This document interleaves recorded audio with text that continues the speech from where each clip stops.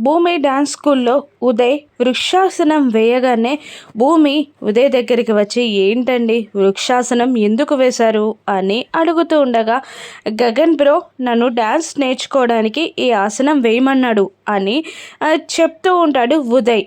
అప్పుడు భూమి ఆయనని నేర్పించమంటే ఇదే చేస్తారు, ఇలాగే చేస్తారు అని అంటూ ఉండగా గగన్ అక్కడికి వస్తాడు. అప్పుడు ఉదయ్ కోపంగా రియాక్ట్ అయి నాలాంటి బ్రాడ్ మైండెడ్కి నువ్వు ఇలా చేస్తే మీ అమ్మకి జరిగిన అవమానమే ఆ శరత్ చంద్ర గారి కుటుంబం చేతిలో మళ్ళీ నీకు జరుగుతుంది అని నోరు జారుతాడు. దాంతో కళ్ళెర్ర చేసిన గగన్ మా అమ్మకేం అవమానం జరిగింది అని గర్తిస్తాడు. అప్పుడు ఆ గగన్ కళ్ళలోని కోపాన్ని ఎరుపుని చూసి ఉదయ్ భయంతో వణికిపోతూ ఉంటాడు.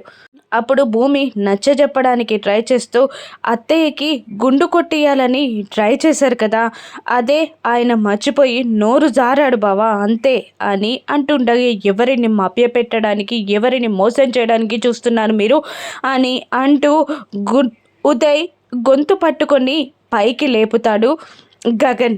దాంతో ఊపిరాడక గిల్లగిల్లా కొట్టుకుంటూ ఉంటాడు ఉదయ్. చెప్తాను బావా అని గట్టిగా అరుస్తుంది భూమి. దాంతో ఉదయ్ని వదిలేయగానే కింద పడి ఊపిరి పీల్చుకుంటూ ఉంటాడు ఉదయ్. ఆ రోజు అపూర్వ శారదాకి చేసిన అవమానం మొత్తం గగన్కి చెప్పేస్తుంది భూమి. దాంతో కోపంతో రగిలిపోతూ రుద్రతాండవం చేస్తున్న శివుడిలాగా కార్ మీది నుండి దూకి లోపలికి ఎక్కి స్పీడ్గా డ్రైవ్ చేస్తూ అక్కడి నుండి వెళ్ళిపోతాడు గగన్. గగన్ కారు వెనకాలే పరిగెడుతూ ఉంటుంది భూమి. ఇప్పుడు ఇంట్లో ఉన్న శరత్ చంద్రాని అపూర్వాని గగన్ ఏదైనా చేస్తాడా, భూమి అడ్డుకోగలదా? రాను ఎపిసోడ్స్లో చూద్దాం. Thank you.